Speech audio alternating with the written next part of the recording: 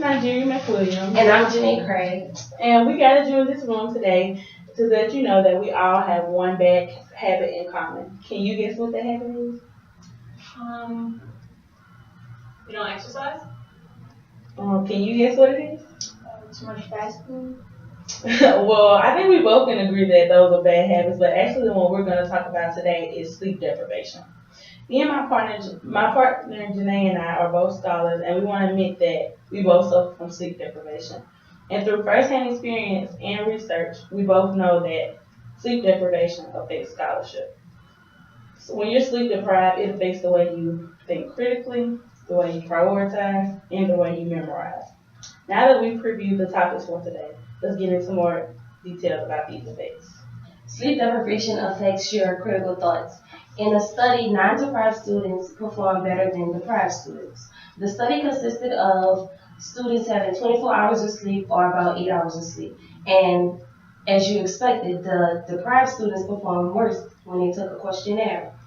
Sleep deprivation impairs decision making. I know from experience when I'm sleep deprived, I don't think things through. How many of you have pulled all-nighters and you didn't make the grades you thought you prepared for? I know some of you may have thought staying up all night will help your grade, but it also affects your critical thoughts. Not only does it affect your critical thoughts, it also affects your priorities. How many of you feel that getting enough sleep at night is just as important as passing the class? Okay. Well, sleep loss does affect your prioritization. I, myself, am the epitome of this statement. When you try to make up for lost sleep, other priorities suffer, such as work, class, and even studying. For example, if you try to pull an all-nighter, the next day you might end up missing class or missing work. You have to treat sleep as a priority because the amount of sleep you get at night affects your prioritization and the way you perform cognitively. Sleep loss also has a greater effect than people think long term on your health. Research shows that when people constantly fail to get enough sleep, that it leads them to have chronic disease. They're more prone to it. So once we start treating sleep as a priority instead of a luxury, then we can start preventing these cognitive diseases. Now that we know that we must treat sleep as a priority, let's talk about how it affects memory loss.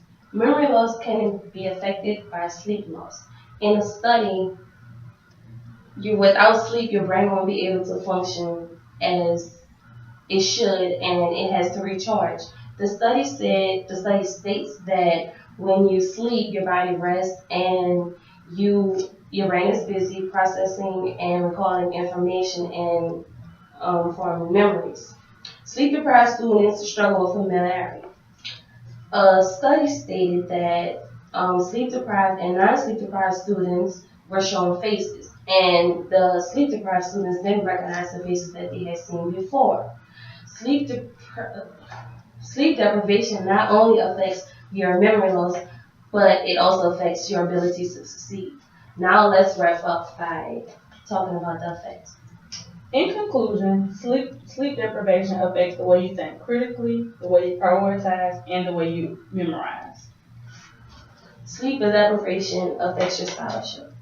In closing, we just want you to remember that in order to be a scholar, you must think critically, you must prioritize, and you must memorize. If you can't do all three things, then you can't be scholarly. More importantly, you can't be successful, and we all want to be successful. So therefore, just remember to get enough sleep.